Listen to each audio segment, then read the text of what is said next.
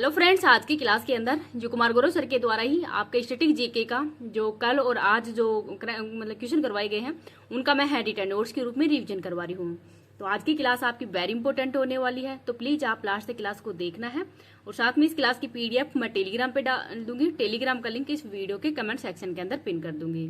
तो चलो बिना टाइम वेस्ट की क्लास की शुरुआत करते हैं। भरतनाट्यम नृत्य शैली का संबंध किस राज्य से है? तो तमिलनाडु से। तो भरतनाट्यम है, इसका अन्य नाम है सादीरट्टम या दासीअट्टम। ये भरतनाट्यम के ही अन्य नाम है। भारत के अंदर टोटल शास्त्रीय नृत्य कितने हैं? तो ये है 7। कुचिपुड़ी नृत्य ये आंध्र प्रदेश का है। मोहिनीअट्टम और कथकली नृत्य केरल का है। यामिनी कृष्ण मूर्ति है, ये भरतनाट्यम और कुचिपुड़ी की कलाकार है, इसका नाम भी याद रख लेना। अक्टूबर 2024 में ही भारत की नई शास्त्रीय भाषाएं, तो 5 नई शास्त्रीय भाषाओं को दर्जा दिया गया है। पाली, प्राकृत, मराठी, बंगाली और असमिया। तो वर्तमान के अंदर शास्त्रीय भाषाएं कितनी हो गई? तो 11 हो गई। 6 पहले थी और 5 नई और शामिल की गई हैं। आगे देखते हैं 43वां यूनेस्को विश्व धरोहर स्थल चाराई देव मोइदम, जो कि असम के अंदर ही है। ये सांस्कृतिक स्थल के रूप में 35वां है और उत्तर भारत का फर्स्ट सांस्कृतिक स्थल है। तो नई दिल्ली के अंदर ही जो 46वीं बैठक हुई थी उसी के अंदर ही इस स्थल को घोषित किया गया था, जो कि 43वां यूनेस्को का स्थल बना है।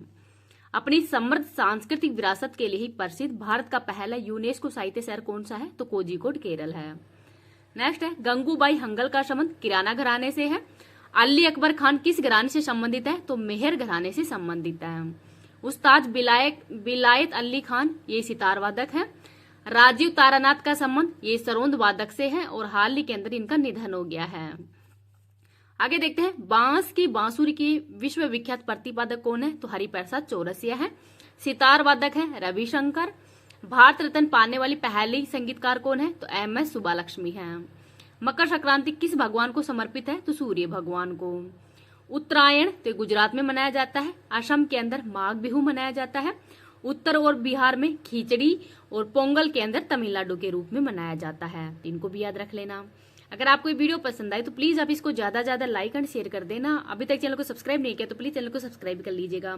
जो मंडे से जो सर अब ब्रह्मास्त्र 3.0 बैच करवाएंगे उनका भी मैं हैंड रिटन नोट्स के रूप में रिवीजन करवाती रहूंगी। अगर आपने ब्रह्मास्त्र बैच अभी नहीं लिया तो ले लीजिएगा, क्योंकि जो सर पढ़ाते हैं वो समझ में अच्छा आ जाता है। मैंने तो खैर रिवीजन तो करवाऊंगी, लेकिन मेरे से इतना ज्यादा समझ में नहीं है कि जितना सर पढ़ाते हैं।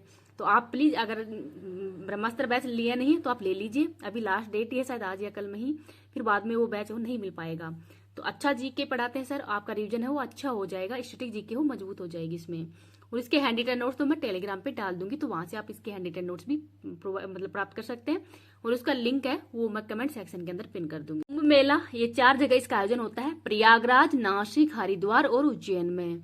और 13 जनवरी से पौष पूर्णिमा के दिन प्रयागराज के अंदर ही जो कुंभ मेला है इसका आयोजन किया जा रहा है। फुगड़ी नृत्य, सिग्मो, देखनी और तरंग मेला ये गोवा में आयोजित होता है। होजागिरी नृत्य त्रिपुरा का है। 1828 के अंदर ही ब्रह्मा समाज की स्थापना राजा राम मोहन राय के प्रयासों से की गई थी कलकत्ता में। Hindustan socialist Republic association SSRA की स्थापना 1928 के अंदर ही किस शहर के अंदर हुई थी? तो नई दिल्ली में। फिरोज शाह कोटला, वर्तमान में इसका नाम अरुण जेटली स्टेडियम है, यहाँ पर इसकी स्थापना की गई थी चंद्रशेखर आजाद के द्वारा। भारतीय संविधान का अनुच्छेद नंबर 28 का संबंध है राज्य द्वारा संचालित शिक्षण संस्थानों के अंदर ही धार्मिक शिक्षा पर रोक। तो ये मौलिक अधिकारों के अंतर्गत आता है। अनुच्छेद नंबर 48 ये नीति निर्देशक तत्वों के अंतर्गत है। पर्यावरण की रक्षा, सुधार, वन व वन्य जीवों की सुरक्षा से संबंधित है। और ये 42वां संविधान संशोधन 1976 के तहत ही जोड़ा गया था। IUCN का मुख्यालय ग्लैंड स्विट्जरलैंड में है। 1948 में इसकी स्थापना की गई है और रेड डेटा बुक है वो इसके द्वारा ही जारी की जाती है। DRDO की स्थापना 1 जनवरी 1958 को की गई है। ध्येय वाक्य है बलश्च मूलम विज्ञानम। भारतीय मृदा विज्ञान संस्थान का केंद्र ये भोपाल मध्य प्रदेश में है। 53वां दादा साहब फाल्के अवार्ड वहीदा रहमान को दिया गया है। और 54वां इस बार किसको दिया गया है? तो मिथुन चक्रवर्ती को। पेरिस ओलंपिक के अंदर ही 2 पदक जीतने वाली पहली महिला खिलाड़ी मनु भाकर है। और कैसलिंग का संबंध किस खेल से है? तो शतरंज से है। चीन की मुद्रा युआन है। भूटान की मुद्रा है न्यू गुलड्रम। म्यांमार की कयात है। जनजातीय गौरव दिवस 15 नवंबर को मनाया जाता है, बिरसा मुंडा की जयंती पर ही। संविधान दिवस ये 26 नवंबर को मनाया जाता है। भगत सिंह की बुक है YIMN एथिस्ट, ये इनकी बुक है।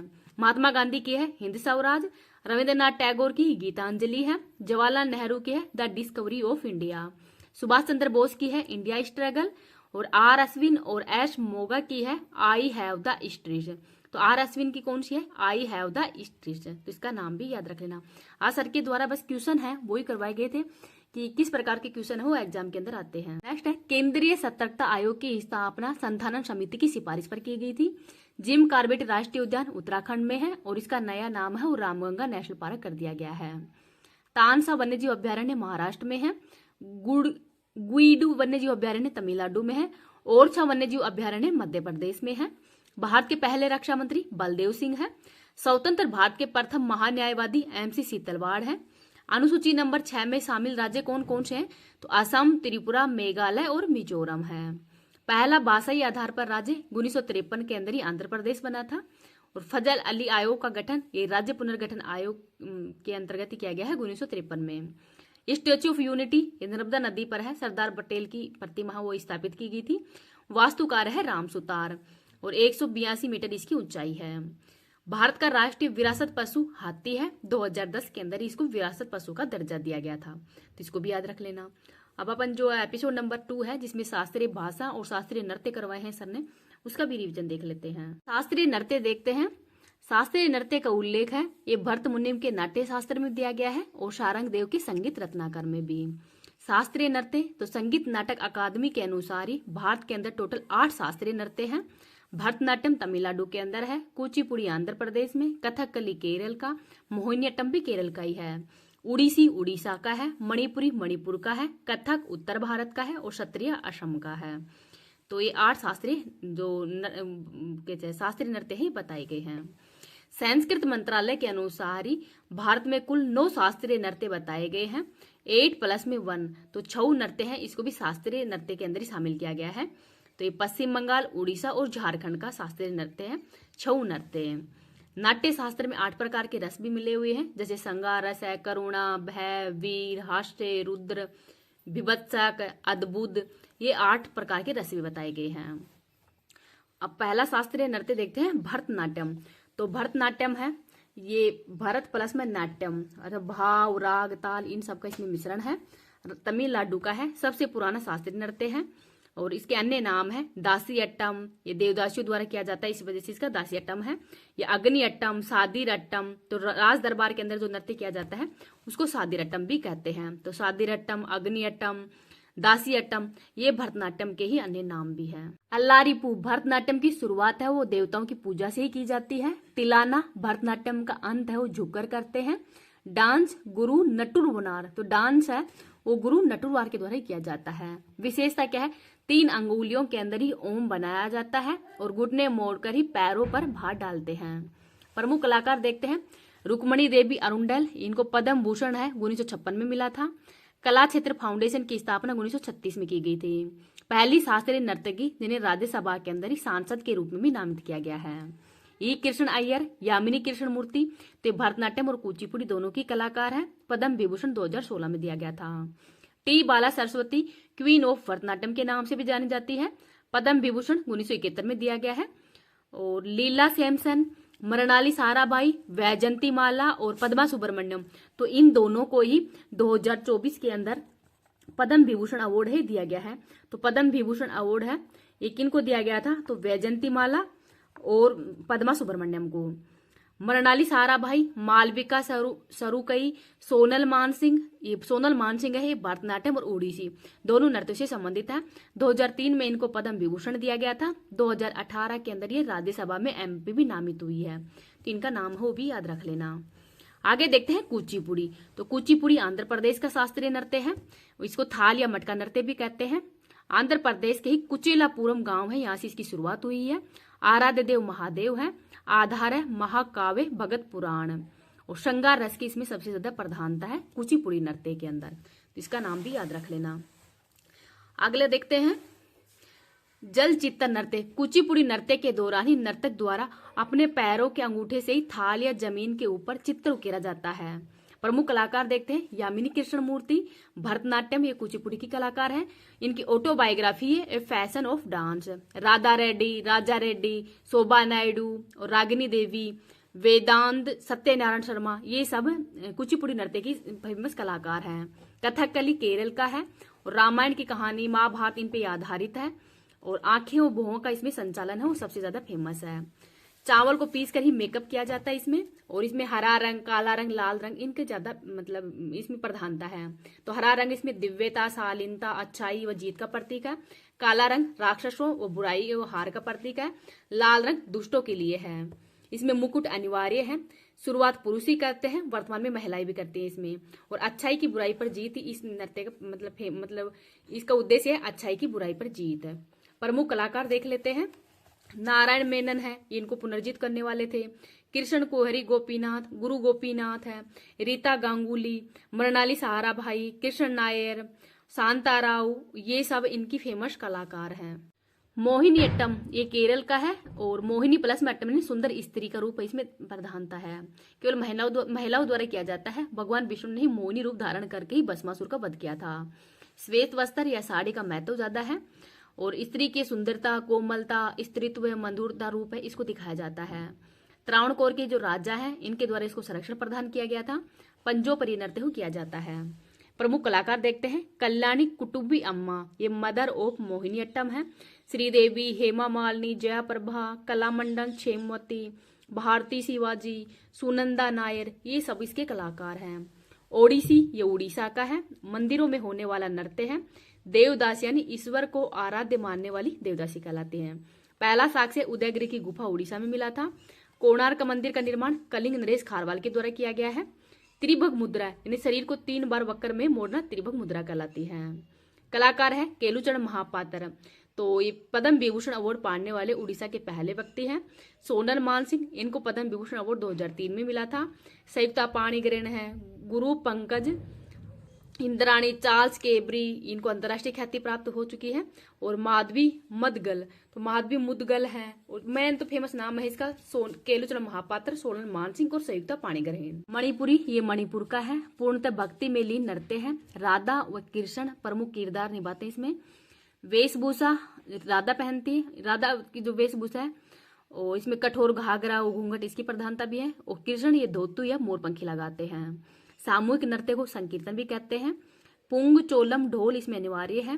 थांगटा ये मणिपुर का मार्शल आर्ट है। उदय शंकर भारत के आधुनिक नृत्य के जनक हैं। इनको पद्म विभूषण अवार्ड 1971 में दिया गया था। इसकी प्रमुख कलाकार देखते हैं। झाबेरी बहने, रचना, पर्सना, मपना, सुवर्णा, ये इसकी प्रमुख कलाकार हैं। अन्य हैं गुरु बिपिन सिंह, बिंबावती, चारू माथुर, राजकुमारी सिंह जीत और एल बिनो देवी, ये इसकी फेमस कलाकार हैं। कथक देखते हैं। इस कथक का अर्थ होता है कनिका और उत्तर भारत के अंदर लखनऊ, जयपुर, बनारस घराने इनके अंदर सबसे ज्यादा फेमस है। पुरुष केवल धोती पहनती है, महिलाएं साड़ी या लहंगा पहनती हैं। विशेषता है पदचालन, गोल गोल बिना घुटने मोड़े, घुंघरू इसमें अनिवार्य है। और कालका प्रसाद ने इसको पुनर्जीवित किया था। तो कथक नृत्य को पुनर्जीवित करने वाले कौन है, तो कालका प्रसाद है। पंडित बिरजू महाराज, कालका बिंदासीन घराना इनका लखनऊ है। पद्म विभूषण अवार्ड 1986 में दिया गया था पंडित बिरजू महाराज को। शंभू महाराज है, लच्छू महाराज है, लच्छन महाराज है, सितारा देवी, शोभना नारायण, बिंदासीन, मालविका सरकार, ये सब कथक नृत्य के फेमस कलाकार। आगे देखते हैं सत्रिया, ये असम का है और भारत का नवीनतम शास्त्रीय नृत्य है। 2000 के अंदर इसको शास्त्रीय नृत्य का दर्जा दिया गया था। जनक है संत शंकर देव। अंकिया नाट, जो अंकिया नाट है इस पर आधारित है। वैष्णो धर्म से संबंधित है। कलाकार है इंदिरा पीपी बोहरा, गुरु जतिन गोस्वामी, प्रदीप चलिहा और श्रीमंत शंकर देव, ये इसके फेमस कलाकार हैं। छऊ नृत्य ये चैत्र माह के अंदर ही 9 दिन तक चलता है। मुखोटा इसमें अनिवार्य है। उड़ीसा, झारखंड और पश्चिम बंगाल के अंदर ही छऊ नृत्य को किया जाता है। तो उड़ीसा के मयूरभंज के अंदर ही किया जाता है और इसमें मुखोटा अनिवार्य नहीं है। झारखंड के अंदर सरायकेला शैली से संबंधित है। पश्चिम बंगाल में पुरालिया शैली के अंदर किया जाता है और यूनेस्को के अमूर्त धरोहर के अंदर ही शामिल किया गया है 2010 के अंदर ही। और ये नटराज मूर्ति जो कि G20 2023 की बैठक हुई थी भारत मंडप नई दिल्ली के अंदर ही, वहां पे लगी हुई है जो नटराज की मूर्ति लगी हुई है। अष्ट धातु की बनी हुई थी और हाथ अभय मुद्रा के अंदर आशीर्वाद देते हुए हैं। मुख खुशी व चमक है। पैर ऊपर उठे हुए हैं जो कि मोक्ष की ओर इशारा करते हैं। मनुष्य के अहंकार को पैरों के नीचे दबाना, ये इसके अंदर दिखाया गया है। डमरू सर्जित किया गया है, चक्र प्रभामंडल के रूप में है। शास्त्रीय भाषाएं, तो शास्त्रीय भाषाएं अभिव्यक्त करना अर्थात भावनाओं, भाव, विचार, विश्व में सर्वाधिक बोली जाने वाली भाषाएं हैं। तो पहली अंग्रेजी है, फिर मंदारिन चाइना की है और फिर हिंदी है। संवैधानिक प्रावधान देखते हैं। भाग नंबर 17 के अंदर ही अनुच्छेद है 343 से 351 तक और अनुसूची नंबर 8 के अंदर जो भाषाएं हैं इनका उल्लेख किया गया है। वर्तमान में 22 भाषाएं हैं, मूल संविधान के अंदर 14 ही थी। अनुच्छेद नंबर 343 संघ की राजभाषा से संबंधित है। अनुच्छेद 344 राजभाषा आयोग का उल्लेख है। अनुच्छेद 350 प्राथमिक शिक्षा है वो मातृभाषा में दी जाएगी। अनुच्छेद 351 हिंदी के विकास से संबंधित है, तो इनको याद रख लेना। आधार 5 फरवरी 2014 को ही संस्कृति मंत्रालय द्वारा शास्त्रीय भाषा का आधार वो प्रस्तुत भी किया गया था।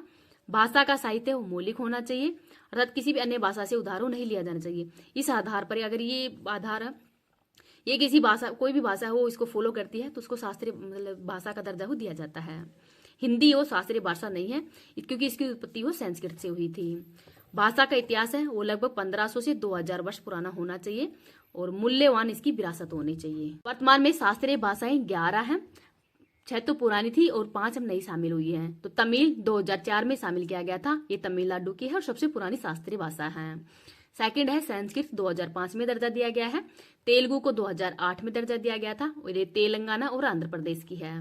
कन्नड़ को 2008 में दर्जा दिया गया है और ये कर्नाटक की है। मलयालम 2013 में शास्त्रीय भाषा का दर्जा दिया गया है, केरल की है। उड़िया 2014 में शास्त्रीय भाषा का दर्जा दिया गया था और उड़ीसा की है। तो तमिल, संस्कृत, तेलुगु, कन्नड़, मलयालम और उड़िया ये 6 शास्त्रीय भाषाएं हैं। और अभी हाल ही के अंदर इसकी ट्रिक भी है, मील से तेल कमाओ। तमिल, संस्कृत, तेलुगु, कन्नड़, मलयालम और उड़िया। कनक रेले का संबंध ये मोहिनीअट्टम शास्त्रीय नृत्य से है और हाल ही के अंदर इनका निधन भी हो गया है। 5 नई शास्त्रीय भाषाओं को दर्जा 2024 में दिया गया है। पाली, मराठी, प्राकृत, असमिया और बंगाली। तो इन 5 का नाम हो वो आप याद रख लेना, ये क्वेश्चन 100% आपके एग्जाम के अंदर पूछा जाएगा। पाली, मराठी, प्राकृत, असमिया और बंगाली, तो इनका नाम याद रख लेना। अब आज की क्लास यही समाप्त होती है। आपको ये क्लास कैसी लगी प्लीज कमेंट सेक्शन के अंदर बताना है। Thank you.